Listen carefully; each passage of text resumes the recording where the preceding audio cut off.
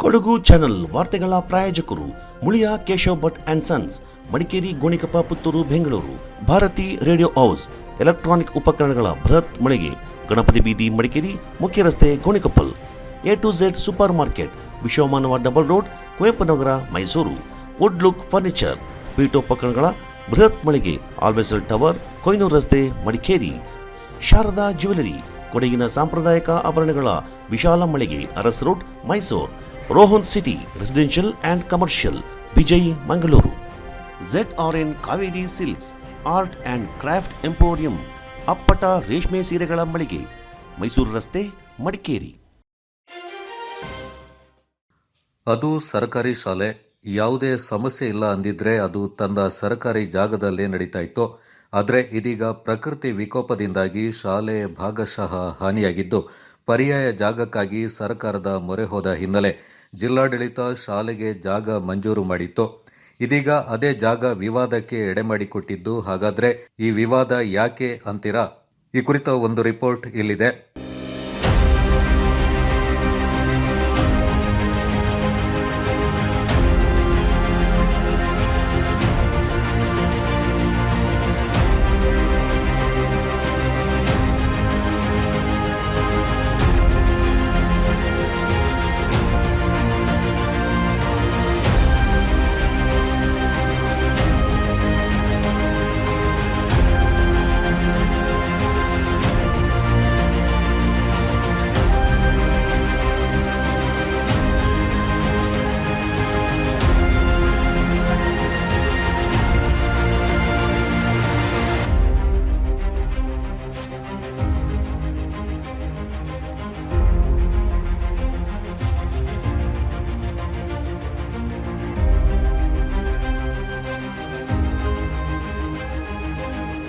ಕಾಡು ಜಾಗವನ್ನ ಸ್ವಚ್ಛಗೊಳಿಸ್ತಾ ಇರುವ ಗ್ರಾಮಸ್ಥರು, ಈ ಜಾಗ ನಮ್ಮದು ಎನ್ನುತ್ತಿರುವ ಅರಣ್ಯ ಇಲಾಖೆ, ಈ ಜಾಗ ಪೈಸಾರಿ ಜಾಗ ಎನ್ನುತ್ತಿರುವ ಕಂದಾಯ ಇಲಾಖೆ, ಶಾಲಾ ಕಟ್ಟಡ ಕಟ್ಟಲು ಜಾಗ ಗುರುತಿಸಿದ ಕೊಡಗು ಡಿಸಿ, ಅರಣ್ಯ ಇಲಾಖೆ, ಶಾಲಾ ಆಡಳಿತ ಮಂಡಳಿ ಹಾಗೂ ಸ್ಥಳೀಯರ ನಡುವೆ ಕಿತ್ತಾಟ ನಡೀತಾ ಇರುವುದು ಕೊಡಗು ಜಿಲ್ಲೆ ಮಡಿಕೇರಿ ಹೊರವಲಯದ ಕೊಯನಾಡು ಎಂಬಲ್ಲಿ.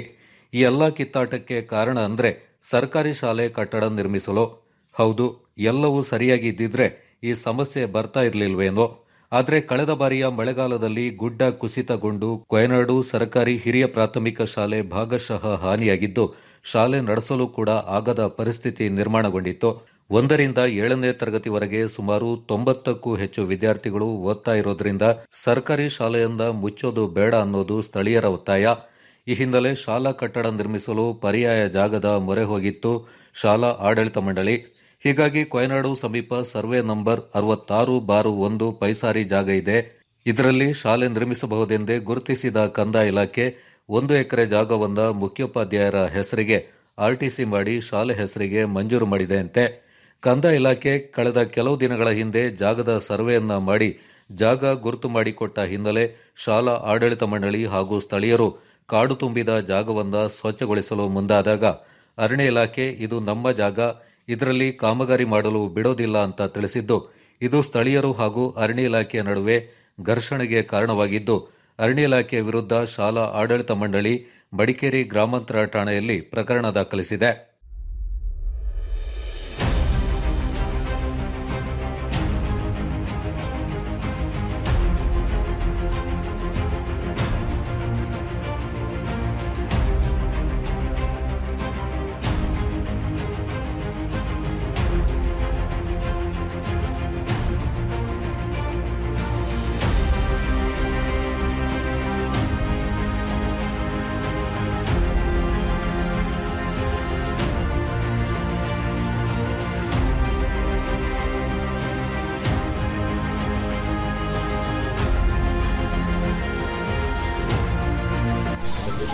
ನಮಗೇನು ಅದರಲ್ಲಿ ಲಾಭ ಇದೆ? ಅಡ್ಡಿ ಮಾಡಿದ್ರೆ ನಮಗೇನಾದರೂ ಸಿಗುತ್ತಾ? ನಮಗೇನು ಸಿಗೋದಿಲ್ಲ. ನಾವು ನಿಮ್ಮಂಗೆ ವಿ ಆರ್ ಆಲ್ಸೋ ಯೂಸ್ ಮಾಡ್ತೀವಿ, ನಮಗೂ ಓದಿದೆ ಮತ್ತು ನಾವು ಹೇಳ್ತೀವಿ.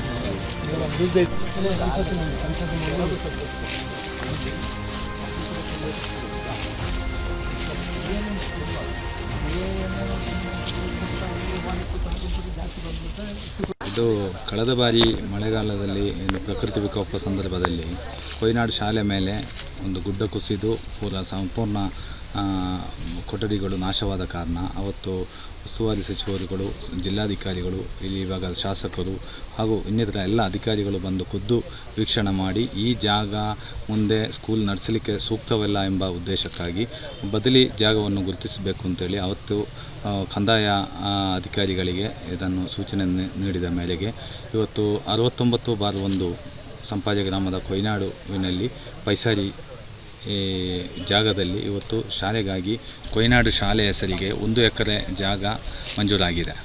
ಈ ನಿಟ್ಟಿನಲ್ಲಿ ಇವತ್ತು ಎಜುಕೇಷನ್ ಡಿಪಾರ್ಟ್ಮೆಂಟ್, ಈ ಭಾಗದ ಜನಪ್ರತಿನಿಧಿಗಳು, ಪೋಷಕರು, STMC ಎಲ್ಲರೂ ಸೇರಿಕೊಂಡು ಈ ಜಾಗದಲ್ಲಿ ಆದಷ್ಟು ಬೇಗ ಶಾಲಾ ಕೊಠಡಿಯನ್ನು ಕಟ್ಟಿಸುವ ನಿಟ್ಟಿನಲ್ಲಿ ಒಂದು ಸ್ವಚ್ಛತಾ ಕಾರ್ಯಕ್ರಮಕ್ಕೆ ನಾವು ಇಲ್ಲೆಲ್ಲ ಬಂದಿದ್ದೆವು. ಆಗ ಅರಣ್ಯಾಧಿಕಾರಿಗಳು ಎಲ್ಲರೂ ಬಂದು ಇದಕ್ಕೆ ತಡೆಯೊಡ್ಡಿದ್ದಾರೆ. ಇದು ಫಾರೆಸ್ಟಿಗೆ ಸಂಬಂಧಿಸಿದ ಜಾಗ ಅಂತ ಹೇಳಿಕೊಂಡು ಇವರು ತಡೆಯೊಡ್ಡಿದ್ದಾರೆ. ಹಾಗೆ ಇದರ ಭಾಗವಾಗಿ ಒಂದಿಷ್ಟು ಗೊಂದಲಗಳು ಸೃಷ್ಟಿಯಾಯಿತು. ಆದ್ದರಿಂದ ನಾವು ಕೂಡ ಇದರ ಬಗ್ಗೆ ಒಂದು ಪುಕಾರನ್ನು ಕೂಡ ಮಾಡಿ STMC ಕಡೆಯಿಂದ ಒಂದು ಪುಕಾರನ್ನು ಕೂಡ ಮಾಡಿದ್ದೇವೆ. ನಮಗೆ ತಡೆಯೊಡ್ಡಿದ್ದಾರೆ ಅಂತೇಳಿ ಮಡಿಕೇರಿ ಗ್ರಾಮಾಂತರ ಸ್ಟೇಷನಲ್ಲಿ ನಾವು ಇದನ್ನು ದೂರನ್ನು ಕೊಟ್ಟಿದ್ದೇವೆ. ಇದು ಕಂದಾಯ DC ಮುಖಾಂತರ ಇದು ಆದದ್ದು. ಇದು ಪ್ಯೂರು ಇದು 69/1 ಪೈಸಾರಿ ಜಾಗದಲ್ಲಿದೆ. ಆದರೆ ಅರಣ್ಯಾಧಿಕಾರಿಗಳು ಹೇಳುವ ನಿಟ್ಟಿನಲ್ಲಿ ಇದು 1904ರಲ್ಲಿ ಒಂದು ನೋಟಿಫಿಕೇಷನ್ ಆಗಿದೆ ಫಾರೆಸ್ಟಿಗೆ ಅಂತೇಳಿ. ಅವರ ಬೇರೆ ಯಾವ ದಾಖಲೆಗಳು ಅವರ ಕೈಯಲ್ಲೂ ಇಲ್ಲ, ಕಂದಾಯ ಅಧಿಕಾರಿಗಳ ಕೈಯಲ್ಲೂ ಇಲ್ಲ. ಈ ನಿಟ್ಟಿನಲ್ಲಿ ಕಂದಾಯದವರು ಎಲ್ಲ ದಾಖಲೆಗಳನ್ನು ನೋಡಿ ಈ ಒಂದು ಜಾಗವನ್ನು ಗುರುತಿಸಿದ್ದಾರೆ. ಇದು ಪ್ಯೂರು ಪೈಸಾರಿಯಿಂದ ಗ್ರಾಂಟ್ ಮಾಡಿದೆ. ಇದು ಅರಣ್ಯ ಇಲಾಖೆಯ ಜಾಗ, ಇದರಲ್ಲಿ ಏನೂ ಮಾಡುವಂತಿಲ್ಲ ಎಂದು ಅರಣ್ಯ ಇಲಾಖೆ ಕಾಡು ಕಡಿಯಲು ಮುಂದಾದಾಗ ಪರಿಸ್ಥಿತಿ ಕೈಮೀರಿ ಪರಸ್ಪರ ಗಲಾಟೆ ನಡೆದಿದೆ. ಈ ಸಮಯದಲ್ಲಿ ಕೆಲವರನ್ನ ಬಂಧಿಸಿ ಬಿಡುಗಡೆಗೊಳಿಸಲಾಗಿದೆ. ಇಂದು ಕೂಡ ಸ್ಥಳೀಯರು ಆಗಮಿಸಿ ಕಾಡು ಸ್ವಚ್ಛಗೊಳಿಸಿದ್ದಾರೆ. ಇನ್ನು ಇದು ಅರಣ್ಯ ಇಲಾಖೆಯ ಜಾಗವೆಂದು ಕಂದಾಯ ಇಲಾಖೆ ಈ ವಿಚಾರವಾಗಿ ಸ್ಥಳೀಯ ಅರಣ್ಯ ಇಲಾಖೆಯ ಗಮನಕ್ಕೆ ತರಬೇಕಿತ್ತು. ಇದರಿಂದಾನೇ ಇಲ್ಲಿ ಸಮಸ್ಯೆ ಆಗಿರೋದು. ಇಲ್ಲಿ GPS ಸರ್ವೆ ಆಗಿರಬಹುದು, ಆದರೆ ಜಂಟಿ ಸರ್ವೆ ನಡೆದಿಲ್ಲ. ಸದ್ಯ ಸ್ಥಳೀಯರು ಕಾಡುಗಳನ್ನು ಕಡಿದಿದ್ದಾರೆ, ಆದರೆ ಯಾವುದೇ ಮರಗಳನ್ನು ಕಡಿದಿಲ್ಲ. ಒಂದು ವೇಳೆ ಕಡಿದಿದ್ದೇ ಆದಲ್ಲಿ ಅವರ ವಿರುದ್ಧ ಸೂಕ್ತ ಕ್ರಮ ಕೈಗೊಳ್ಳಲಾಗುತ್ತೆ. ಇದು ಪಟ್ಟಿ ಘಾಟ್ ಅರಣ್ಯದ ವ್ಯಾಪ್ತಿಗೆ ಬರೋದರಿಂದ ನಮ್ಮ ಮೇಲಾಧಿಕಾರಿಗಳ ಆದೇಶದ ಮೇಲೆ ನಾವು ಮುಂದಿನ ಕ್ರಮ ಕೈಗೊಳ್ಳಲಾಗುವುದೆಂದು ACF ಮೊಹಿನ್ ಪಾಷಾ ತಿಳಿಸಿದ್ದಾರೆ. ಒಟ್ಟಿನಲ್ಲಿ ಶಿಕ್ಷಣ, ಕಂದಾಯ ಹಾಗೂ ಅರಣ್ಯ ಇಲಾಖೆಗಳು ಕೂತು ಮಾತನಾಡಿ ಬಗೆಹರಿಸಬೇಕಾದ ವಿಚಾರ ಇದೀಗ ಕಿತ್ತಾಟಕ್ಕೆ ಎಡೆಮಾಡಿಕೊಟ್ಟಿದೆ. ಸದ್ಯ ಈ 3 ಇಲಾಖೆಗಳ ನಡುವಿನ ಕಿತ್ತಾಟ ಎಲ್ಲಿಗೆ ಬಂದು ತಲುಪುತ್ತೆ ಅನ್ನೋದನ್ನ ಕಾದು ನೋಡಬೇಕಾಗಿದೆ. ಮಡಿಕೇರಿ ಉಪವಿಭಾಗ ಸಂಪಾಜೆ ವಲಯ ಅಂಡರ್ ಬರೋ ಇದು ಸರ್ವೆ ನಂಬರ್ 69/1 ಸಂಪಾಜೆ ಗ್ರಾಮ. ಇದರಲ್ಲಿ 1 ಎಕರೆ ಜಾಗವನ್ನು ರೆವಿನ್ಯೂ ಕಡೆಯಿಂದ ಏನೋ ಗ್ರ್ಯಾಂಟ್ ಮಾಡಿದ್ದಾರೆ ಅಂತ ಹೇಳಿ ವಿಲೇಜರ್ಸ್ ಎಲ್ಲ ಇಲ್ಲಿ ಕೂಡ್ಕೊಂಡು ಕ್ಲಿಯರ್ ಮಾಡಲಿಕ್ಕೆಲ್ಲ ಬಂದಿದ್ದಾರೆ. ನಾವು ಅವರಿಗೆ ತಡೆಗಟ್ಟಿದ್ದೀವಿ, ಕ್ಲಿಯರ್ ಮಾಡಬೇಡಿ, ಮರ ಕಡಿಬೇಡಿ ಅಂತೇಳಿ. ಮರ ಯಾವುದೂ ಕಡ್ದಿಲ್ಲ, ದೊಡ್ಡ ಮರ. ಗ್ರೌಂಡ್ ಕ್ಲಿಯರೆನ್ಸ್ ಮಾಡೋಕ್ಕೆ ಎಲ್ಲ ಬಂದಿದ್ದಾರೆ ಪಬ್ಲಿಕ್ ಎಲ್ಲ. ಹೇಳಿದ್ದೀವಿ ನಾವು ಈ ಥರ ಅದು ಫಾರೆಸ್ಟ್ ಕನ್ಸರ್ವೇಷನ್ ಆ್ಯಕ್ಟ್ ವೈಲೇಷನ್ ಆಗಿದೆ, ಗ್ರ್ಯಾಂಟ್ ಮಾಡಬೇಕಾದ್ರೆ revenue department has to take the permission of forest department, judicial forest officer ಹತ್ರ section 41(1) and 41(2) of the forest Karnataka forest rules ಇದ್ರ ಪ್ರಕಾರ ಅದು ವೈಲೇಷನ್ ಆಗಿರೋದ್ರಿಂದ ಸ್ವಲ್ಪ ಇಲ್ಲಿ ಪ್ರಾಬ್ಲಮ್ ಆಗ್ತಾಯಿದೆ. ಸೊ ಎನಿಯೋ ಸಿಚುವೇಷನ್ ಇದು ಕಂಟ್ರೋಲಲ್ಲಿದೆ. ಮರ ಯಾರೂ ಕಡಿತಾ ಇಲ್ಲ. ಮರ ಏನಾದರೂ ಕಡಿದ್ರೆ ನಾವು ಇದ್ರ ಬಗ್ಗೆ ಸೂಕ್ತ ಕ್ರಮ ಕೈಗೊಳ್ಳಿ. ಸರ್ವೆ ಆಗಿಲ್ಲ. ಇದು ಅವರು GPS ಸರ್ವೆನಾದ್ರು ಮಾಡ್ಕೊಂಡಿರ್ಬೋದು, ಬಟ್ ಅವರು ನಮ್ಮ ಇದಕ್ಕೆ ಜಾಯಿಂಟ್ ಸರ್ವೆಗೆ ಏನೋ ನೋಟಿಸ್ ಮಾಡಿಬಿಟ್ಟು ನಮ್ಮ ಸಮಕ್ಷಮ ಯಾವುದೇ ಥರದ್ದು ಸರ್ವೆ ಆಗಿಲ್ಲ. ಅದೇ DC ಗ್ರ್ಯಾಂಟ್ ಮಾಡಿದ್ದಾರೆ ಅಂತಲೇ RTCಯಲ್ಲಿ ಕಾಲಮ್ ಲೈನ್ 9ಅಲ್ಲಿ ತೋರಿಸ್ತಾ ಇದೆ. ಸೊ ಆ ಗ್ರ್ಯಾಂಟ್ ಮಾಡಿದ್ದೇ ವೈಲೇಷನ್ ಆಗಿದೆ ಅಂತ ಹೇಳಿ ನಮಗೆ ಇದು ಕಂಡು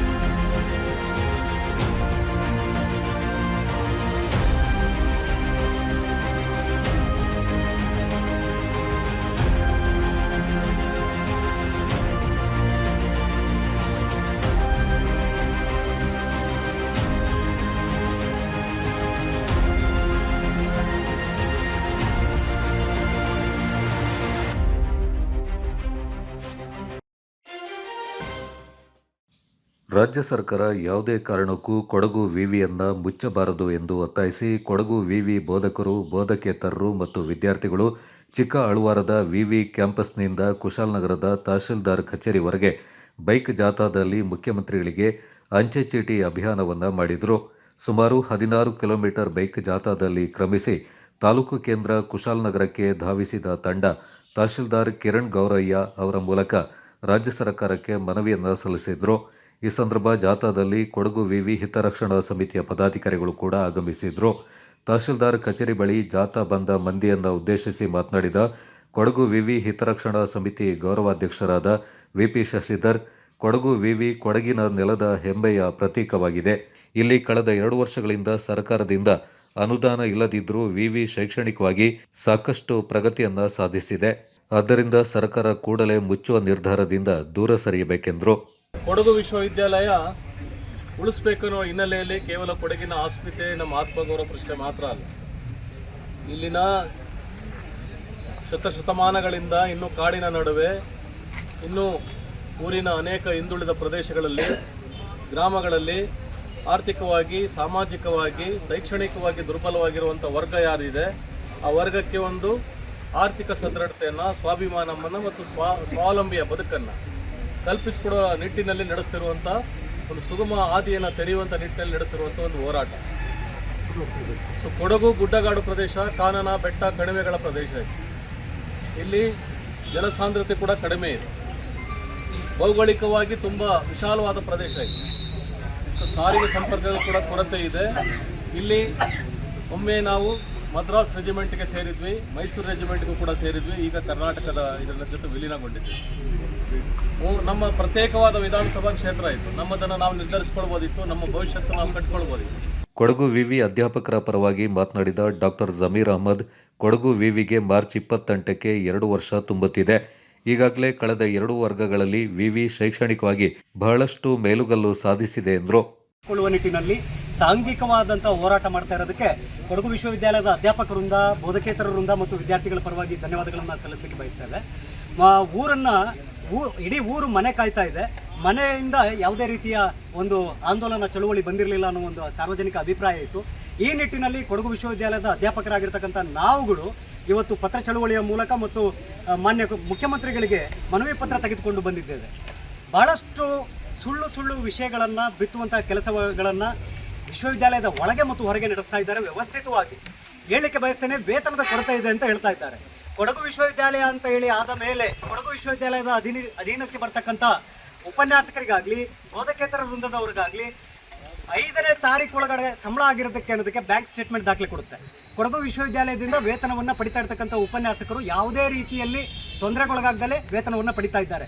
ಆದರೂ ಅವರಿಗೆ ಸಮಾಧಾನ ಇಲ್ಲ. ಕೆಲವರಿಗೆ ಇನ್ನು ಕೆಲವರಿದ್ದಾರೆ ಮಂಗಳೂರು ವಿಶ್ವವಿದ್ಯಾಲಯ ವೇತನವನ್ನು ಇಲ್ಲಿಗೆ ಕೇಂದ್ರೀಕರಿಸಿ ಮಾತನಾಡ್ತಾರೆ. ಹಾಗೆ ನೋಡೋದಾದರೆ ಕಳೆದ ವರ್ಷ ಮಂಗಳೂರು ವಿಶ್ವವಿದ್ಯಾಲಯದಲ್ಲಿ ನಾವು ಇದ್ವಿ. 2016ರಿಂದಲೂ ಕೂಡ ನಾವು ಜ್ಞಾನ ಕಾವೇರಿ ಸ್ನಾತಕೋತ್ತರ ಕೇಂದ್ರದಲ್ಲಿ ಅಧ್ಯಾಪಕರಾಗಿ ಕೆಲಸ ಮಾಡ್ತಾ ಇದ್ದೀವಿ. ಕೊಡಗು ವಿಶ್ವವಿದ್ಯಾಲಯ ಆದ ಮೇಲೆ 6-7 ತಿಂಗಳು ಸಂಬಳ ಇಲ್ಲದಲ್ಲೇ ನಾವು ಕೆಲಸ ಮಾಡ್ತಿದ್ವಿ. ಆದರೂ ಕೊಡಗು ವಿಶ್ವವಿದ್ಯಾಲಯದ ಜೊತೆ ಕೆಲಸ ಮಾಡ್ತಾ ಇದ್ವಿ. ಕೊಡಗು ವಿಶ್ವವಿದ್ಯಾಲಯದಲ್ಲಿ ಸಂಬಳ ಆಗ್ತಿತ್ತು, ನಮಗೆ ಮಂಗಳೂರು ವಿಶ್ವವಿದ್ಯಾಲಯದವರಿಗೆ ಸಂಬಳ ಆಗ್ತಾ ಇರಲಿಲ್ಲ. ಆದರೂ ನಾವು ಧ್ವನಿ ಎತ್ತಿರಲಿಲ್ಲ. ನೋಡಿ, ಒಂದು ಮಾತೃ ಸಂಸ್ಥೆ ಮಂಗಳೂರು ವಿಶ್ವವಿದ್ಯಾಲಯ, ಮಾತೃ ಸಂಸ್ಥೆ ಇವತ್ತು ಮಗಳನ್ನು ಮದುವೆ ಮಾಡಿಕೊಟ್ಟ ಹಾಗೆ ಇವತ್ತು ಕೊಡಗು ವಿಶ್ವವಿದ್ಯಾಲಯವನ್ನು ಬಿಟ್ಕೊಟ್ಟಿದೆ.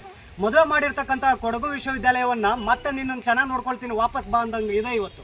ಕೊಡಗು ವಿವಿ ಹಿತರಕ್ಷಣಾ ಸಮಿತಿ ಅಧ್ಯಕ್ಷ ಕೃಷ್ಣೇಗೌಡ, ಸಂಚಾಲಕರಾದ ಕೆಎಸ್ ಮೂರ್ತಿ, ಎಂಎನ್ ಚಂದ್ರಮೋಹನ್, ಟಿಬಿ ಜಗದೀಶ್ ಸೇರಿದಂತೆ ವಿವಿಯ ಅಧ್ಯಾಪಕರು, ವಿದ್ಯಾರ್ಥಿಗಳು ಪಾಲ್ಗೊಂಡಿದ್ದರು. ಅಲ್ಲ, ನೀವು ಮಧ್ಯದಲ್ಲಿ ಗೌಡ್ರೆ ಅಧ್ಯಕ್ಷರೆಲ್ಲ ಮಧ್ಯ ಕರ್ಕೊಳ್ಳಿ ಫೋಟೋ.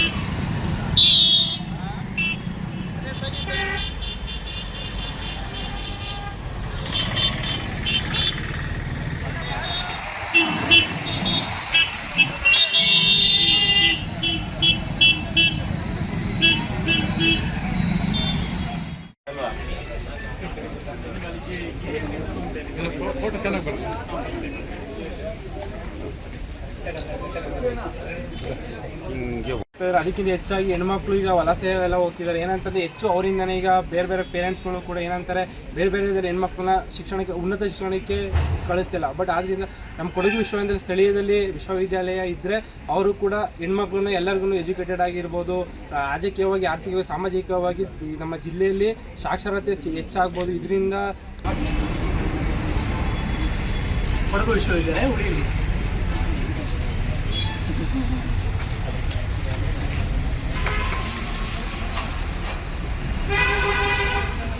ಹುಳಿಯ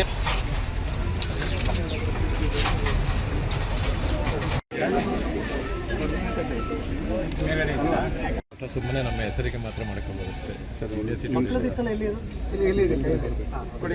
ಒಂದೇ ಒಂದು ಆಸೆ, ಕೊಡಗು ವಿಶ್ವವಿದ್ಯಾಲಯ ನಮ್ಮ ಕುಶಾಲನಗರದಲ್ಲಿ ಗಟ್ಟಿತನವನ್ನು ಈ ಸರ್ಕಾರ ನಮೂದಿಸಬೇಕು ಅಂತ ಒಕ್ಕರಲಿನ ಅಭಿಪ್ರಾಯವನ್ನು ನಾವು ಮಂಡಿಸಲಿಕ್ಕೆ ಇಚ್ಛೆ ಪಡ್ತೇವೆ. ಕಾರಣ ಇಷ್ಟೇ, ಗುಡ್ಡಗಾಡು ಪ್ರದೇಶವನ್ನು ಭೌಗೋಳಿಕವಾಗಿ ಹೊಂದಿರತಕ್ಕಂಥ ಈ ನಾಡಿನಲ್ಲಿ ಸುಮಾರು 200 ಕಿಲೋಮೀಟರ್ ಹೋಗಬೇಕು ಮಂಗಳೂರು ವಿಶ್ವವಿದ್ಯಾಲಯಕ್ಕೆ, ಸುಮಾರು 150 ಕಿಲೋಮೀಟರ್ ಹೋಗಬೇಕು ಮೈಸೂರಿನ ವಿಶ್ವವಿದ್ಯಾಲಯಕ್ಕೆ. ಈ ಎರಡು ಅಂತರಗಳನ್ನ ನೋಡಿದ್ರೆ ಈ ಕೊಡಗಿನಲ್ಲಿ, ಈ ಕುಶಾಲನಗರ ತಾಲೂಕಿನಲ್ಲಿ ಕೊಡಗು ವಿಶ್ವವಿದ್ಯಾಲಯ ಬಹಳ ಅತ್ಯವಶ್ಯಕತೆ ಅಂತವ ಕೊಡಗಿನ ಪ್ರಜ್ಞಾವಂತ ನಾಗರಿಕರಲ್ಲಿ ಪ್ರತಿಯೊಬ್ಬರಲ್ಲೂ ಸುಧಾ ಭಾವನೆ ವ್ಯಕ್ತವಾಗ್ತಾ ಇದೆ. ಆ ನಿಟ್ಟಿನಲ್ಲಿ ಇವತ್ತೇನು ಉಪಸಂಪುಟ ಸಮಿತಿ ತಗೊಂಡಂತ ತೀರ್ಮಾನವನ್ನ ಪುನರ್ ಪರಿಶೀಲನೆ ಮಾಡಿ ಕೊಡಗಿನ ಸಿದ್ದಾಪುರದಲ್ಲಿ ನೂತನವಾಗಿ ಶುಭಾರಂಭಗೊಂಡಿದೆ Apple Mart wholesale and retail ಬೃಹತ್ ಮಳಿಗೆ. ನಮ್ಮಲ್ಲಿ ಎಲ್ಲಾ ರೀತಿಯ ದಿನಸಿ ಹಾಗೂ ದಿನಬಳಕೆಯ ಗೃಹೋಪಯೋಗಿ ವಸ್ತುಗಳು ಮತ್ತು ಎಲೆಕ್ಟ್ರಾನಿಕ್ ವಸ್ತುಗಳು ಹೋಲ್ಸೇಲ್ ಹಾಗೂ ರಿಟೇಲ್ ದರದಲ್ಲಿ ಲಭ್ಯವಿದೆ. ನಮ್ಮಲ್ಲಿ ಗರಿಷ್ಠ 500 ರೂಪಾಯಿ ಬೆಲೆ ಬಾಳುವ ಸಾಮಗ್ರಿ ಕೊಂಡುಕೊಂಡರೆ 2 ಕಿಲೋಮೀಟರ್ ವ್ಯಾಪ್ತಿಯಲ್ಲಿ ಫ್ರೀ ಹೋಮ್ ಡೆಲಿವರಿ ನೀಡಲಾಗುವುದು. ಅಲ್ಲದೆ ಗ್ರಾಹಕರಿಗೆ ಪ್ರಿವಿಲೈಜ್ಡ್ ಕಾರ್ಡ್ ಮತ್ತು ಗರಿಷ್ಠ 1,000 ಮೊತ್ತದ ಖರೀದಿಗೆ ಕೂಪನ್ ಮೂಲಕ ಬಂಪರ್ ಕೊಡುಗೆಗಳು. ಪ್ರಥಮ ಬಹುಮಾನ ಎಲ್ಇಡಿ ಟಿವಿ, ದ್ವಿತೀಯ ಬಹುಮಾನ ಮಿಕ್ಸರ್ ಗ್ರೈಂಡರ್ ಹಾಗೂ ತೃತೀಯ ಬಹುಮಾನವಾಗಿ 5 ಅದೃಷ್ಟವಂತ ಗ್ರಾಹಕರಿಗೆ ಟೀ ಕಪ್ ಸೆಟ್ಗಳನ್ನು ಪಡೆದುಕೊಳ್ಳುವ ಅವಕಾಶವಿದೆ. ಹಿಂದೆ ಭೇಟಿ ನೀಡಿ ಆಪಲ್ ಮಾರ್ಟ್, ಪೊಲೀಸ್ ಠಾಣೆ ಸಮೀಪ, Siddapura, Kodagu. Phone 8296386629 9744722094. Apple mart, Siddapura.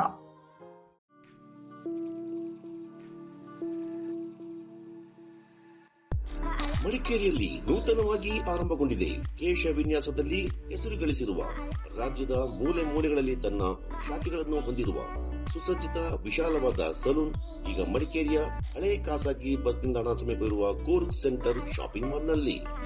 Shades family salon, first floor near Reliance Trends, Coorg centre shopping mall, Madikeri. Get amazing deals and festive discounts. Advanced haircut and advanced facial, manicure, pedicure, hair cutting, hair coloring, hair smoothing, advanced waxing. Festival special offer 25% discount. ನಿಮ್ಮ ತ್ವಚೆಯ ಕಾಂತಿಯುತ ಹೊಳಪಿಗಾಗಿ, ನಿಮ್ಮ ಕುಟುಂಬದ ಸದಸ್ಯರೆಲ್ಲರಿಗಾಗಿಯೂ ಆರಂಭಗೊಂಡಿರುವ salon shades family salon. ಹಬ್ಬಗಳ ಪ್ರಯುಕ್ತ 25% ವಿಶೇಷ ರಿಯಾಯಿತಿ. Visit today shades family salon, first floor near Reliance Trends, Food Center Shopping Mall near Old Private Bus Stand, Madikeri. Call for appointment 6360153611. Shades Family Saloon, Madikeri.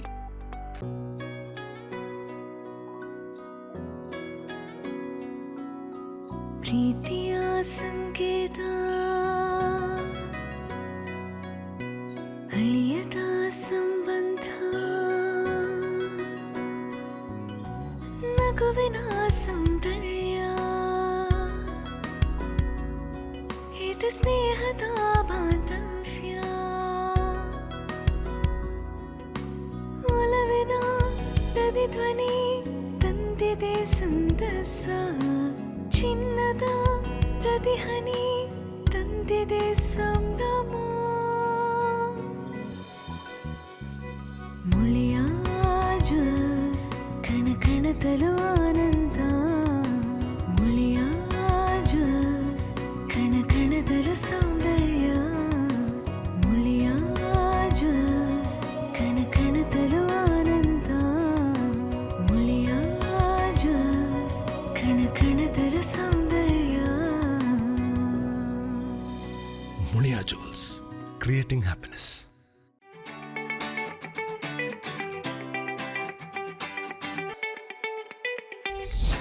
ಅಪ್ಪಟ ರೇಷ್ಮೆ ಸೀರೆಗಳ ಬೃಹತ್ ಮಳಿಗೆ ZRN ಕಾವೇರಿ ಸಿಲ್ಕ್.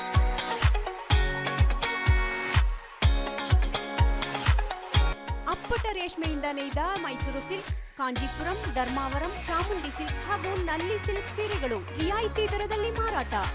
ನೂತನ ಡಿಸೈನ್ಗಳು, ಮಹಿಳೆಯರ ಮನಮೆಚ್ಚುವ ಗುಣಮಟ್ಟದ ಸೀರೆಗಳು, ಅತ್ಯಾಕರ್ಷಕ ಆಫರ್ಗಳು.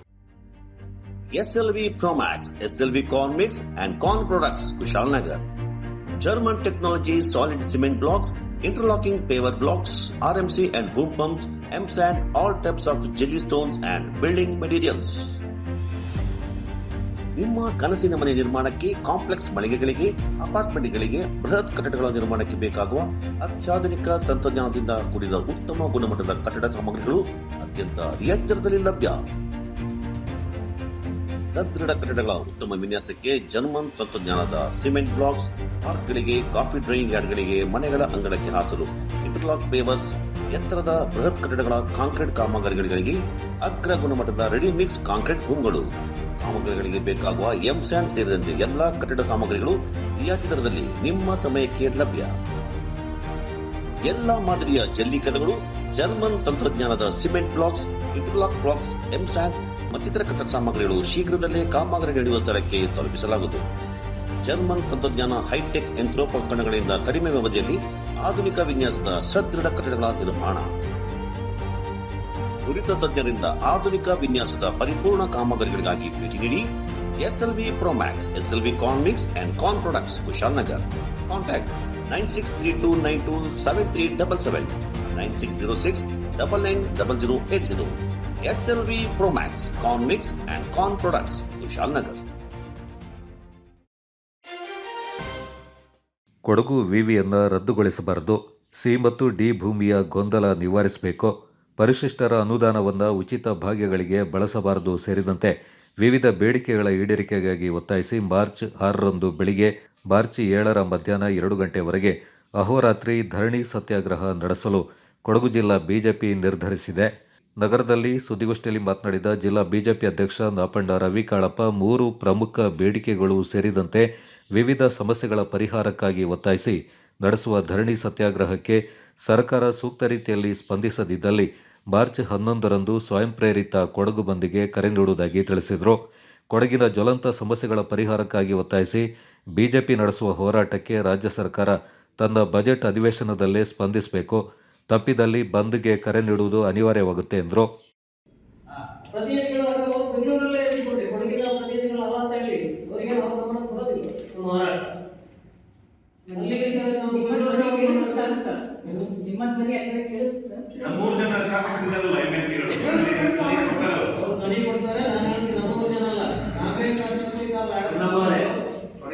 ಅವರಿಗೆ ತಿಳಿಬೇಕಲ್ಲ, ಅವರಲ್ಲಿ ಅದನ್ನು ರೈಸ್ ಮಾಡಬೇಕಲ್ಲ. ಮತ್ತೆ ಪ್ರತಿ ಈಗ ಬೆಂಗಳೂರಿಗೆ ಎಲ್ಲರಿಗೂ ಅವಕಾಶ ಇದ್ರೆ ನಾವೆಲ್ಲ ಹೋಗಿ ಬೆಂಗಳೂರಲ್ಲಿ ಅಧಿವೇಶನದಲ್ಲಿ ಮಾತಾಡ್ಬೋದಿತ್ತು. ನಮ್ಮ ಪ್ರತಿನಿಧಿಯಾಗಿ ಅವ್ರು ಹೋಗ್ತಿದ್ದಾರೆ, ಅವ್ರು ಮಾಡಬೇಕಲ್ಲ. ಹಿಂದೆ ನಮ್ಮದೇ ಸರ್ಕಾರ ಇದ್ದಾಗ, ನಮ್ಮ ಶಾಸಕರು ಮಂತ್ರಿಗಳಾಗಿದ್ದಾಗ ಆಗ್ಲೂ ಅವರೇ ಗಾಡಿಗಳಿಗೂ ಹೋರಾಟ ಮಾಡಿದಂತ ಉದಾಹರಣೆಗಳು ಸಹ ಇದೆ. ಅದಕ್ಕೆ ಮಾಡಬೇಕು. ನಿಮ್ಮ ಪ್ರತಿಪಕ್ಷ ನಾಯಕರ ಪರಿಹಾರ ಮಾಡಲಿಕ್ಕೆ ಅವರಿಗೆ ಅವಕಾಶ ಕೊಟ್ಟಿದ್ದೇವೆ. ಪರಿಹಾರ ಮಾಡಿದ್ರೆ ಪರಿಹಾರ ಎಷ್ಟು ಅಂತ ಈಗ ಮೂಲಕ್ಕೆ 3 ಪರಿಹಾರ ಆದರೆ ಮಾತ್ರ ನೀವು ಬಂದಿದೆ ಹಿಂದಕ್ಕೆ ಸರಿ ಅಂತ, ಅಥವಾ ಯಾವುದೋ ಒಂದು ಮಾಡ್ತಾರೆ ಅಂತ ತಿಳ್ಕೊಳ್ಳಿ, ಉಳಿದೋದನ್ನ ಬಿಡ್ತಾರೆ. 3 ಏನಾದ್ರು ಒಂದನ್ನ ಪರಿಹಾರ ಮಾಡಿ ಬಾಕಿ 2 ಇನ್ನೊಂದು ಸ್ವಲ್ಪ ದಿವಸದಲ್ಲಿ ಈಗ ಮಾಡ್ತೇವೆ ಅಂತ ಹೇಳುವಂತ ಒಂದು ಭರವಸೆ ಏನಾದ್ರು ಆಗಬೇಕು. ಅವ್ರು ಏನು ಸ್ಪಂದನ ನೀಡಿದ್ರೆ ಸ್ಪಂದನ ಖಂಡಿತ ಮಾಡ್ತೇವೆ.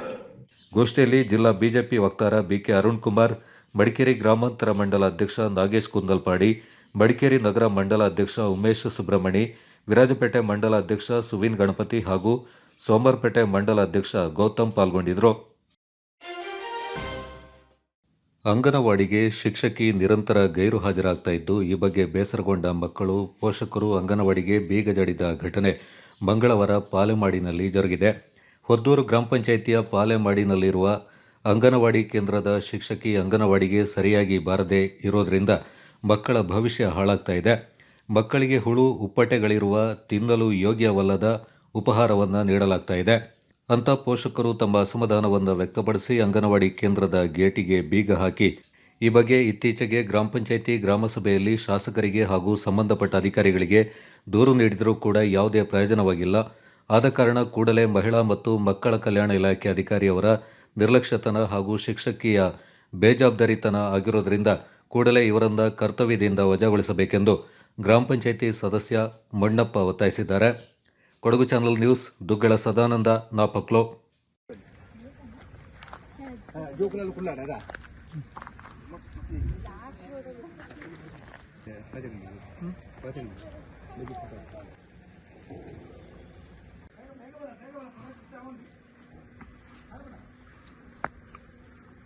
ನನ್ನ ಹೆಸರು ಪಾರ್ವತಿ. ಪಾಲೆಮಾಡು ಕನ್ಸೆಮ್ ನಗರದಲ್ಲಿ ವಾಸವಾಗಿದ್ದೇವೆ. ದಿನಾಲು ಫುಡ್ ಬಂದಿದೆ ಅಂತ ಫೋನ್ ಮಾಡಿ ಹೇಳ್ತಾರೆ. ಆವಾಗ ನಾವು ಮನೇಲಿಲ್ಲದೆ ಇರುವಾಗ ಮಾರನೇ ದಿವಸ ಬರ್ತೀವಿ ಅಂತ ಹೇಳುವಾಗ ಮಾರನೇ ದಿವಸ ಬರುವಾಗ ಅಂಗನವಾಡಿ ಓಪನೇ ಇರೋದಿಲ್ಲ. ಫೋನ್ ಮಾಡಿದರೆ ಫೋನು ತೆಗಿಯೋದೇ ಇಲ್ಲ. ಫುಡ್ಡಲ್ಲಿ ಕೊಡಬೇಕು, ಮಗುಗೆ ಫುಡ್ಡಲ್ಲಿ ಇನ್ಫೆಕ್ಷನ್ ಆಗಿರುತ್ತೆ. ಮಗುಗೆಲ್ಲ ಚೆಕ್ ಮಾಡಿ ಎಲ್ಲ ಕೊಡಬೇಕು. ಒಂದು ತಿಂಗಳು ಕೊಟ್ಟರೆ ಇನ್ನೊಂದು ತಿಂಗಳು ಕೊಡೋದೇ ಇಲ್ಲ. 2-3 ತಿಂಗಳು ಕಳೆದಾದ್ಮೇಲೆ ಎಲ್ಲ ಕೊಡೋದು. ನನ್ನ ಹೆಸರು ಕೃಷ್ಣಮೂರ್ತಿ. ನಾನು ಹುದ್ದೂರು ಗ್ರಾಮ ಪಂಚಾಯಿತಿಯ ಮಾಜಿ ಅಧ್ಯಕ್ಷಿ, ಈಗ ಹಾಲಿ ಸದಸ್ಯ ಆಗಿದ್ದೇನೆ. ನಾವು ಮೊನ್ನೆ ಕೂಡ ಸುಮಾರು 2008ರಿಂದ ನಮ್ಮಲ್ಲಿ ಅಂಗನವಾಡಿ ನಡೆಸ್ಕೊಂಡು ಬರ್ತಾ ಇದ್ವಿ. 2020-2021 ನಮ್ಮ ಊರವರೇ ಅಂಗನವಾಡಿನ ನಡೆಸ್ತಿದ್ದು. ಮಕ್ಕಳಲ್ಲಿ ಸುಮಾರು 45ರಿಂದ 50 ಮಕ್ಕಳಿದ್ರು. ಆ ಮಕ್ಕಳಿಗೆ ಮತ್ತೆ ಟೀಚರಿಗೆ ನಮ್ಮ ಊರವರೇ ಅವರಿಗೆ ಮಧ್ಯಾಹ್ನದ ಊಟದ ವ್ಯವಸ್ಥೆ ಮತ್ತೆ ಟೀಚರಿಗೆ ಅವರಿಗೆ ಗೌರವಧನ ನಮ್ಮ ಊರವರೇ ಕೊಡ್ತಿದ್ರು. ಈಗ ಸರ್ಕಾರದ ಮಟ್ಟಕ್ಕೆ ಬಂದ ನಂತರ 2 ವರ್ಷದಿಂದ ಸರ್ಕಾರಕ್ಕೆ ಆಯ್ಕೆಯಾಗಿದೆ ಅಂಗನವಾಡಿ. ಜೊತೆಲಿ ಸರ್ಕಾರದ ಟೀಚರ್ ಕೂಡ ಇದ್ದಾರೆ. ನಾವು ಟೀಚರ್ ಮೇಲೆ ಸುಮಾರು ಸಲ ಹೇಳಿದ್ವಿ. ಸುಮಾರು 45 ಮಕ್ಕಳಿದ್ದರಿಂದ ಈಗ ಟೀಚರ್ ಬರದ ಕಾರಣ ಮಕ್ಕಳನ್ನೆಲ್ಲ ಅವರು ತೋಟಕ್ಕೆ ಕೆಲಸಕ್ಕೆ ಕರ್ಕೊಂಡು ಹೋಗ್ತಾರೆ. ಕೆಲವು ಅವರಿಗೆ ಮಕ್ಕಳನ್ನ ನೋಡ್ಕೊಳ್ಳೋಕೆ ಕಷ್ಟ ಆಗ್ತದೆ ಅಂತ ಹೇಳ್ಬಿಟ್ಟು ಬೇಬಿ ಸಿಟ್ಟಿಂಗ್ ಅಲ್ಲಿ ಎಲ್ಲ ಖರ್ಚು ಮಾಡಿಬಿಟ್ಟು ಮಕ್ಕಳನ್ನ ಸೇರಿಸ್ತಾ ಇದ್ದಾರೆ. ಅದಕ್ಕೆ ನಾವು ಸುಮಾರು ಸಲ CDP ಅವರಿಗೆ ಮನವಿ ಮಾಡಿದೀವಿ, ಟೀಚರ್ ಗಮನಕ್ಕೂ ತಿಳಿಸಿದ್ವಿ, ಪಂಚಾಯತಿಗೂ ತಿಳಿಸಿದ್ವಿ. ಈಗ ಮೊನ್ನೆ ತಾನೇ ಗ್ರಾಮ ಸಭೆಯಲ್ಲಿ ನಾವು ಕೂಡ ಹೇಳಿದ್ವಿ. ಶಾಸಕರಿಗೆ ನಮ್ಮ ಊರವರು ಮನವಿ ಕೂಡ ಮಾಡಿದ್ದಾರೆ. ಸರ್, ಇಲ್ಲಿ ಟೀಚರ್ ಕರೆಕ್ಟ್ ಆಗಿ ಬರ್ತಾ ಇಲ್ಲ. ಸುಮಾರು 25 ಮಕ್ಕಳು ಈಗ ಬರ್ತಾ ಇದ್ರು. ಈಗ ಹೋಗಿ 5-6 ಮಕ್ಕಳಾಗಿದ್ರೆ ಟೀಚರ್ ಕರೆಕ್ಟ್ ಆಗಿ ಬರ್ತಾ ಇಲ್ಲ ಅಂತೇಳಿ ಈಗ ಹಾಗಾಗಿ CDP ಅವರ ಗಮನಕ್ಕೂ ಗ್ರಾಮ ಸಭೆಯಲ್ಲಿ ಅಧ್ಯಕ್ಷರು ಎಲ್ಲರಿದ್ದ ಅಧಿಕಾರಿಗಳು ಹಾಗೆ ಶಾಸಕರ ಗಮನಕ್ಕೆ ತಿಳಿಸಿದ್ವಿ. ಶಾಸಕರ ಗಮನಕ್ಕೆ ತಿಳಿಸಿದ್ರು ಕೂಡ ಟೀಚರು ಮೀಟಿಂಗ್ ನ ಮಾರನೇ ದಿನ 1 ವಾರ ಬರಲಿಲ್ಲ. ನಿನ್ನೆ ತಾನೇ ಬಂದಿದ್ದಾರೆ. ಮೀಟಿಂಗ್ ಮಾಡಿದಲ್ಲಿಂದ ನಿನ್ನೆ 1 ದಿನ ಬಂದಿದ್ದಾರೆ, ಪುನಃ ಇವತ್ತು ಬಂದಿಲ್ಲ. ಮಕ್ಕಳು ದಿನಾಪ್ರತಿ ಹೀಗೆ ಬರ್ತಾರೆ ಹೋಗ್ತಾರೆ. ತಂದೆ ತಾಯಿಂದ್ರು ಏನ್ ಮಾಡ್ತಾರೆ ಅಂದ್ರೆ ಮಕ್ಕಳು ಅಂಗನವಾಡಿಗೆ ಬಿಟ್ಟು ಹೋಗ್ತೀವಿ ಅಂತ ಬಿಟ್ಟು ಹೋಗ್ತಾರೆ ಪಕ್ಕದ ಮನೆಯಲ್ಲಿ. ಮಕ್ಕಳು ಬಂದು ಇಲ್ಲಿ ಇಲ್ಲೆಲ್ಲ ಇರ್ತಾರೆ. ಹಾಗೆ ಬೀದಿ ನಾಯಿಗಳು ಕೂಡ ಹೆಚ್ಚಾಗಿದೆ. ನಾಯಿಗಳೆಲ್ಲ ಅವರ ಜೊತೆಲಿ ಇರ್ತವೆ. ಹಾಗಾಗಿ ನಾಳೆಗೆ ಅನಾಹುತಗಳಾದ್ರೆ ಇದಕ್ಕೆ ಯಾರು ಹೊಣೆಗಾರರು? ಊರು ಚೆನ್ನಾಗಿದೆ, ಆದ್ರೆ ಇಲ್ಲಿಗೆ ಬರುವಂತ ಟೀಚರ್ದು ವ್ಯವಸ್ಥೆ ನಿರ್ಲಕ್ಷ್ಯದಿಂದ ಮಕ್ಕಳಿಗೆ ತುಂಬಾ ತೊಂದರೆ ಆಗ್ತಿದೆ. ಹಾಗಾಗಿ ಇದರ ಬಗ್ಗೆ ಶಾಸಕರು ಮತ್ತೆ ಅದಕ್ಕೆ ಸಂಬಂಧಪಟ್ಟ CDP ಅವರು ಕ್ರಮ ತಗೊಳ್ಬೇಕು. ನನ್ನ ಹೆಸರು ಮೊನ್ನಪ್ಪ ಅಂತ. ನಾನು ಈ ಪಾಳೆಮಾಡು ಕಬಡಗಿ ಕ್ಷೇತ್ರದ ಪಂಚಾಯತ್ ಸದಸ್ಯ. ಈಗ ಇಲ್ಲಿ ಸಮಸ್ಯೆಗಳನ್ನ ಕಾಣ್ತಿದ್ದೀರಿ. ಈ ಅಂಗನವಾಡಿಯನ್ನ ನೂತನ ಅಂಗನವಾಡಿ ಕಟ್ಟಿ ಈಗ 1-2 ವರ್ಷಗಳಾಗಿದೆ. ಇದು ಹಿಂದೆ ಕೂಡ ನಾವು ಈ ಅಂಗನವಾಡಿಗಳನ್ನ ನಡೆಸ್ಕೊಂಡು ಬರ್ತಿದ್ವಿ. ಮತ್ತೆ ಈಗ ಯಾರು ನೇಮಕ ಆಗಿದ್ದಾರೆ, ಸುಮಾ ಅನ್ನೋ ಒಂದು ಟೀಚರ್ ನೇಮಕ ಆಗಿದ್ದಾರೆ. ಅವ್ರ ಬಗ್ಗೆ ಬಹಳಷ್ಟು ಸಾರಿ ನಾವು ಕಂಪ್ಲೇಂಟ್ಗಳನ್ನ ಮಾಡಿದ್ದೀವಿ. ಮಹಿಳಾ ಮತ್ತು ಮಕ್ಕಳ ಕಲ್ಯಾಣ ಇಲಾಖೆ ಅಧಿಕಾರಿಗಳಿಗೂ ಕಂಪ್ಲೇಂಟ್ ಮಾಡಿದ್ದೀವಿ. ಹಾಗೇನೆ ಈಗ 2 ಬಾರಿ ಇಲ್ಲಿ ಒಂದು ಜಿಲ್ಲಾಡಳಿತ ಸಭೆ ಕರೆದಾಗ ಅಲ್ಲೊಂದು ಕಂಪ್ಲೇಂಟ್ ಮಾಡಿದ್ದೀವಿ. ಅವ್ರು ಸರಿಯಾದ ರೀತಿಯಲ್ಲಿ ಜವಾಬ್ದಾರಿ ಕರ್ತವ್ಯ ನಿರ್ವಹಿಸ್ತಿಲ್ಲ ಅನ್ನೋದ್ರ ಬಗ್ಗೆ ಕಂಪ್ಲೇಂಟ್ ಇದೆ. ಈಗ ನೋಡ್ತಿದ್ದೀರಿ ತಾವುಗಳು ಕೂಡ.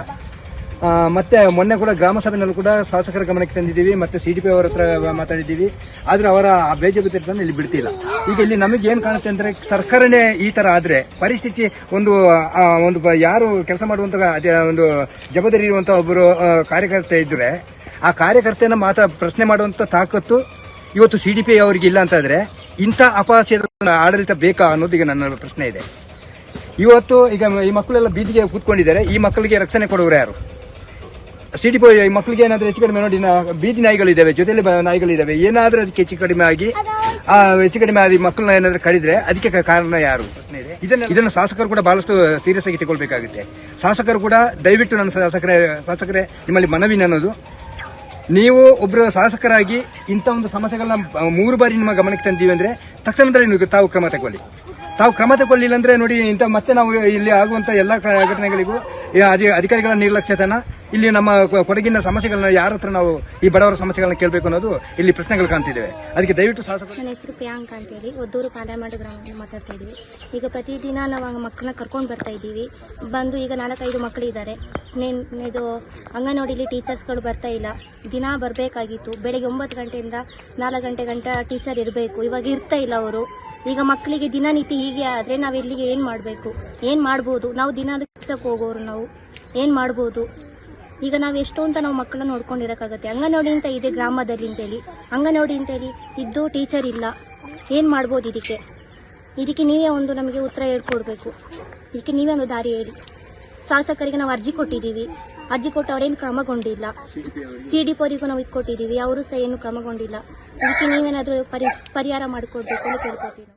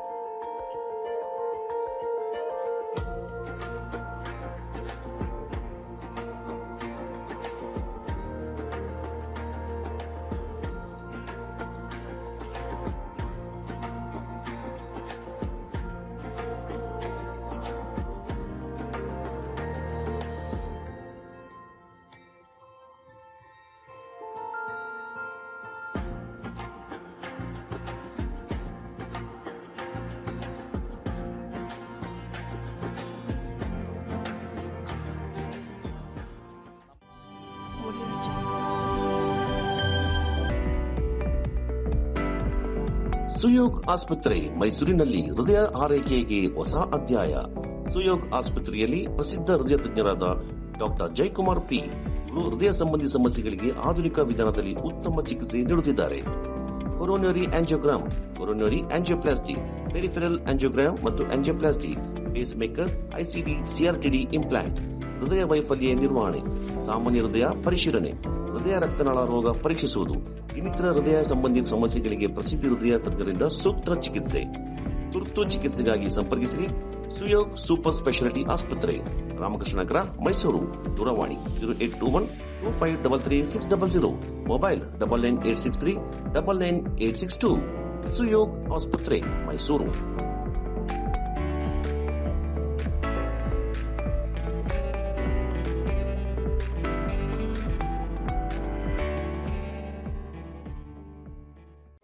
Bakachi Resto Cafe.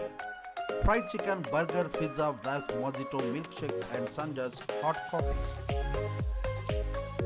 Fabins Veg and Non-Veg Restaurant.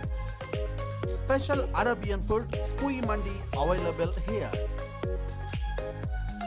Near Al-Wazal Towers, Koinur Road, Madikeri. Phone 9481056600, 953514681. Visit today Bakachi Resto Cafe. Fabins Family Restaurant, Veg and Non-Veg. Specialist in Culinary Biryani. Al-Wazal Tower, Koinur Road, Madikeri.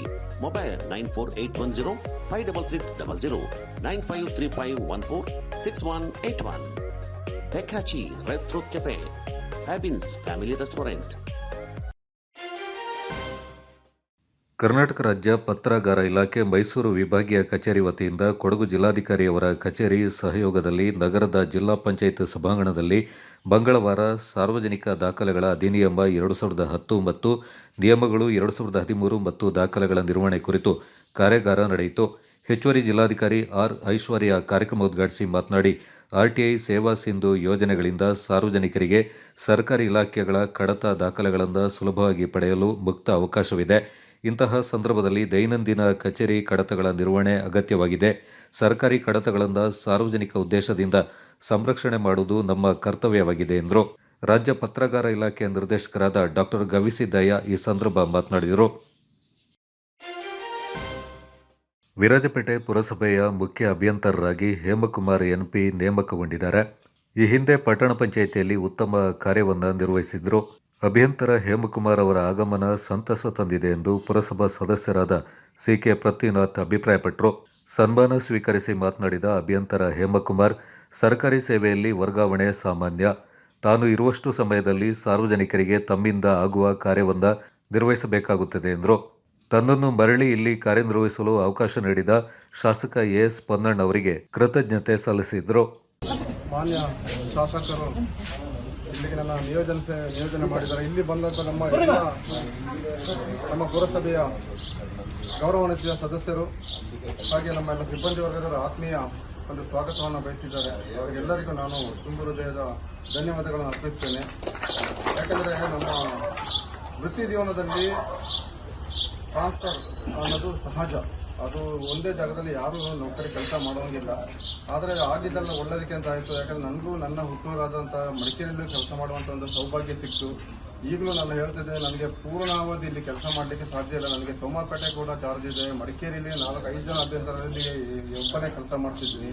ಹಾಗಾಗಿ ಇಲ್ಲಿ ನಾನು ಹಿಂದೆ ನಮ್ಮ ಜೊತೆಲಿ ಯಾವ ರೀತಿ ಕೆಲಸ ಮಾಡಿದ್ದೀನಿ ಅಷ್ಟು ನಾನು ಕೊಡಲಿಕ್ಕೆ ನನ್ನ ಕೈಯಿಂದ ಸಾಧ್ಯ ಆಗ್ತಾ ಇಲ್ಲ. ಅದಕ್ಕೆ ಕಾರಣ ಕೂಡ ಹೇಳಿದ್ದೇನೆ, ಎಲ್ಲ ಕಡೆ ನನಗೆ ಚಾರ್ಜ್ ಇರೋದನ್ನು ಮಾಡೋದಿಲ್ಲ. ಆದರೂ ನನಗೆ ನೀವು ಇಲ್ಲಿ ವಾಪಸ್ಸು ಆತ್ಮೀಯವಾಗಿ ಸ್ವಾಗತವನ್ನು ಕೋರಿ ನನಗೆ ಮನಸ್ಸಿಗೆ ತೃಪ್ತಿಯಾಗಿ ಇವತ್ತು ನಮ್ಮ ಮುಖ್ಯಾಧಿಕಾರಿಗಳ ಜೊತೆ ಈಗಾಗಲೇ ನಾನು ಸೋಮವಾರಪೇಟೆಯಲ್ಲಿ 2 ವರ್ಷ ಕೆಲಸ ಮಾಡಿದ ಅನುಭವ ಇದೆ. ಮತ್ತು ಸದಸ್ಯರು ಎಲ್ಲರೂ ಸದಸ್ಯರು ಈ ಹಳೆ ಸದಸ್ಯರು ನಮ್ಮ ಸಿಬ್ಬಂದಿ ವರ್ಗದವರು ಕೂಡ ಹಳೆಯವರು.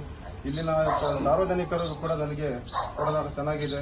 ನನ್ನ ಕೈಲಿ ಆದಷ್ಟು ಮಟ್ಟಿಗೆ ನನ್ನ ಸೇವೆಯನ್ನು ನಾನು ಸಲ್ಲಿಸುವಂತ ಹೇಳುತ್ತಾ ನನಗೆ ಮಾತಾಡಲು ಅವಕಾಶ ನಿಮಗೆಲ್ಲರಿಗೂ ನಾನು ವಂದಿಸುತ್ತಾ ನೂತನ ಮುಖ್ಯಾಧಿಕಾರಿಯಾಗಿ PK ನಾಚಪ್ಪ ಹಾಗೂ ಅಭಿಯಂತರ ಹೇಮಕುಮಾರ್ ಇಬ್ಬರು ಕೂಡ ಬಾಜಿ ಸೈನಿಕರಾಗಿದ್ದು ಉತ್ತಮ ಕಾರ್ಯನಿರ್ವಹಿಸುತ್ತಾರೆ ಎಂಬ ವಿಶ್ವಾಸ ಇದೆ ಎಂದು ಸದಸ್ಯೆ ಜೂನಾ ಸುನೀತಾ ಅಭಿಪ್ರಾಯಪಟ್ಟರು. ಪುರಸಭೆಗೆ ನೂತನ ಅಭ್ಯಂತರು ಬಂದಿದ್ದಾರೆ. ಏಕೆಂದರೆ ಹಳೆ ಇಲ್ಲೇ ಇದ್ದವರು ಈಗ ಟ್ರಾನ್ಸ್ಫರ್ ಆಗಿ ಹೋಗಿದ್ರು. ಈಗ ಅವರು ಬಂದಿದ್ದಾರೆ. ಇನ್ನು ವಿರಾಜಪೇಟೆ ಅಭಿವೃದ್ಧಿ ಆಗ್ತದೆ ಅಂತ ಹೇಳಿ ನಮಗೆಲ್ಲ ತುಂಬ ಖುಷಿಯಾಗಿದೆ. ಏಕೆಂದರೆ ಅವರು ಬಂದಿದ್ದು, ಏಕೆಂದರೆ ಈಗಾಗಲೇ ಚೀಫ್ ಆಫೀಸರು ಹೊಸೊಬ್ಬರು ಬಂದಿದ್ದಾರೆ. ಇಬ್ಬರು ಆರ್ಮಿಯಲ್ಲಿ ಕೆಲಸ ಮಾಡಿದವರು. ಅದರಿಂದ ಇಲ್ಲಿ ಆರ್ಮಿ ರೂಲ್ಸ್ ಪ್ರಕಾರ ಎಲ್ಲ ಸ್ವಚ್ಛತೆಯಾಗಿ ನಮ್ಮ ವಿರಾಜಪೇಟೆಗೆ ಪುರಸಭೆಯನ್ನು ಒಂದು ನೂತನ ಪುರಸಭೆಯಾಗಿ ಮಾಡ್ತಾರೆ ಅಂತೇಳಿ ನಮ್ಮ ಶಾಸಕರು ಇದಕ್ಕೆ ಬೆಂಬಲ ಕೊಟ್ಟು ಅವ್ರನ್ನ ಕರೆಸಿದ್ದಾರೆ. ಅದಕ್ಕೆ ಶಾಸಕರಿಗೆ ನಾನು ಧನ್ಯವಾದನ ಹೇಳ್ತೀನಿ. ಪ್ಲಸ್ ಇವರು ಬಂದವರು ಸಹ ಉತ್ತಮ ಕೆಲಸ ಮಾಡಿ ನಮಗೆ ಇದು ಮಾಡ್ತಾರೆ ಅಂತ ಹೇಳುವ ನಮಗೆ. ಈ ಸಂದರ್ಭ ಪುರಸಭೆ ಸದಸ್ಯರಾದ ಜಲೀಲ್, ಪೂರ್ಣಿಮಾ, GG ಮೋಹನ್, ಸುಭಾಷ್ ಮಹದೇವ, ರಜನಿಕಾಂತ್, ಆಶಾ, ಅಗಸ್ಟಿನ್ ಬೆನ್ನಿ, ಅನಿತಾ, CB ರವಿ, ಕಚೇರಿ ಸಿಬ್ಬಂದಿಗಳು ಪಾಲ್ಗೊಂಡಿದ್ದರು. ವಿರಾಜಪೇಟೆ ಪುರಸಭೆಗೆ ಇಲ್ಲೇ ಇದ್ದಂಥ ಒಂದು ನಮ್ಮ ಅಭಿಯಂತರರು ಈ ಹಿಂದೆ ಅವರು ಟ್ರಾನ್ಸ್ಫರ್ ಆಗಿ ಹೋಗಿದ್ರು. ನಾವು ಅವರಿಗೆ ಯಾವುದೇ ರೀತಿಯಾದಂಥ ಸನ್ಮಾನ ಆಗಲಿ ಗೌರವ ಆಗಲಿ ಮಾಡಿರಲಿಲ್ಲ. ಹೀಗಾಗಿ ಅವರು ಮರಳಿ ಪುನಃ ನಮ್ಮ ಗೂಡಿಗೆ ಬಂದಿದ್ದಾರೆ. ಆದರೆ ವಿರಾಜಪೇಟೆ ಪುರಸಭೆಗೆ ಬಂದಿದ್ದಾರೆ. ಹಾಗಾಗಿ ಅವರಿಗೆ ನಾವು ನಮ್ಮ ಪುರಸಭೆಯ ಎಲ್ಲ ಸದಸ್ಯರ ವತಿಯಿಂದ ಹಾಗೂ ನಮ್ಮ ಎಲ್ಲ ಸಿಬ್ಬಂದಿಗಳ ವತಿಯಿಂದ ನಾವು ಅವರಿಗೆ ಸನ್ಮಾನವನ್ನ ಈ ಸಂದರ್ಭದಲ್ಲಿ ಮಾಡ್ತಾ, ಅವ್ರು ಬಂದಿದ್ದಕ್ಕೆ ಅವರಿಗೆ ನಾನು ಈ ಸಂದರ್ಭದಲ್ಲಿ ಎಲ್ಲರಿಗೂ ಅವರಿಗೆ ಸ್ವಾಗತವನ್ನು ಕೋರ್ತಾ ಒಂದೆರಡು ಮಾತನ್ನು ಮುಗಿಸ್ತೇನೆ. ಜೈ ಹಿಂದ್. ಪುರಸಭೆಯ ಅಭ್ಯಂತರರಾಗಿ ಹೇಮಂತ್ ಕುಮಾರ್ ಅವರು ಆಗಮಿಸಿದ್ದಾರೆ. ಈ ಹಿಂದೆ ಅವರು ಇಲ್ಲಿ ಕರ್ತವ್ಯ ನಿರ್ವಹಿಸಿದ್ದಾರೆ. ಅವರು ಸಾರ್ವಜನಿಕರೊಟ್ಟಿಗೆ ಒಳ್ಳೆಯ ಬಾಂಧವ್ಯವಿರುವ ಒಂದು ಅಭ್ಯಂತರರು. ಅವರನ್ನು ಕಾರಣಾಂತರಗಳಿಂದ ಇಲ್ಲಿಂದ ಕಳಿಸಲಾಗಿತ್ತು. ಆದರೆ ಅವರನ್ನು ನಮ್ಮ ಶಾಸಕರು ಮತ್ತೆ ಇಲ್ಲಿಗೆ ಅಪಾಯಿಂಟ್ಮೆಂಟ್ ಮಾಡಿದ್ದಾರೆ. ಶಾಸಕರಿಗೆ ಧನ್ಯವಾದಗಳು. ಏಕೆಂದರೆ ಈ ಹಿಂದೆ ಈಗ ನಮಗೊಂದು ಪರ್ಮನೆಂಟ್ ಅಭ್ಯಂತರ ಇಲ್ಲದಿಂದ ಇಲ್ಲಿ ಪುರಸಭೆ ಎಲ್ಲ ಕೆಲಸಗಳು ಕುಂಠಿತಗೊಳಿಸಿತ್ತು. ಆದರೆ ಮುಂದೆ ಇವರು ಬಂದ ಮೇಲೆ ಒಳ್ಳೆಯ ಒಂದು ವಿರಾಜಪೇಟೆ ನಗರವು ಅಭಿವೃದ್ಧಿ ಆಯ್ತದೆ ಅಂತ ನನಗೆ ಅನಿಸ್ತದೆ. ಒಳ್ಳೆಯ ಕೆಲಸ ನಡೀತದೆ. ಒಳ್ಳೆಯ ಮುಖ್ಯಾಧಿಕಾರಿಗಳು ಇದ್ದಾರೆ. ಒಳ್ಳೆಯ ಒಂದು ಅಭ್ಯರ್ಥಿಗಳು ಬಂದಿದ್ದಾರೆ. ಹಾಗೆ ನಮ್ಮ ವಿರಾಜಪೇಟೆ ಜನರಿಗೆ ಇನ್ನು ಮುಂದಿನ ದಿನಗಳಲ್ಲಿ ಕೆಲಸವು ಭಾರಿ ಪಾರದರ್ಶಕವಾಗಿ ನಡೆಯುತ್ತದೆ. ಕಡಿಯತ್ತು ನಾಡಿಗೆ ಒಳಪಟ್ಟ ಕರಡ ಗ್ರಾಮದ ಬೇಪಡಿಯಂಡ ಕುಟುಂಬದ ಐನ್ಮನೆಯಲ್ಲಿ ನೂತನವಾಗಿ ನಿರ್ಮಿಸಿದ ಸಭಾಂಗಣದ ಉದ್ಘಾಟನಾ ಕಾರ್ಯಕ್ರಮ ಸಂಭ್ರಮದಿಂದ ಜರುಗಿತು. ಬೇಪಡಿಯಂಡ ಕುಟುಂಬದ ಪಟ್ಟೇದಾರ ಗಪ್ಪು ಗಣಪತಿ ಅವರು ಸಭಾಂಗಣದ ಕೊಠಡಿಯಿಂದ ಉದ್ಘಾಟಿಸಿದರು. ಕುಟುಂಬದ ಅಭಿವೃದ್ಧಿ ಸಮಿತಿ ಅಧ್ಯಕ್ಷ ಬೇಪಡಿಯಂಡ ಬಿದ್ದಪ್ಪ ಅಧ್ಯಕ್ಷತೆಯಲ್ಲಿ ನಡೆದ ಕಾರ್ಯಕ್ರಮವನ್ನು ಮಂಡುವಂಡ ದೇವಕಿ ಉದ್ಘಾಟಿಸಿದರು. ಕಾರ್ಯಕ್ರಮದಲ್ಲಿ ಮುಖ್ಯ ಅತಿಥಿಗಳಾಗಿ ಪಾಲ್ಗೊಂಡ ಅಶೋಕ್ ಬಿದ್ದಪ್ಪ, ನಾಯಕಂಡ ಬೇಬಿ ಚಿಣ್ಣಪ್ಪ, ಕೇಟೋಳಿರ ಅಪ್ಪಣ್ಣ ಕಾರ್ಯಕ್ರಮಕ್ಕೆ ಶುಭ ಹಾರೈಸಿದರು. ಈ ಸಂದರ್ಭ ಸಭಾಂಗಣದ ಒಳಗಡೆ ಬೇಪಡಿಯಂಡ ಕುಟುಂಬದ ವಂಶ ವೃಕ್ಷವೊಂದ ಸ್ಥಾಪನೆ ಮಾಡಲಾಯಿತು. ಈ ಸಂದರ್ಭ ಪಟ್ಟೇದಾರ ಗಪ್ಪು ಗಣಪತಿ, ಸೋಮಣ್ಣ, ಶಾಂತು, ಅಚ್ಚಪ್ಪ ಮತ್ತಿತರ ಪ್ರಮುಖರು ಪಾಲ್ಗೊಂಡಿದ್ದರು. Kodagu channel news, Zakariya Napoklu.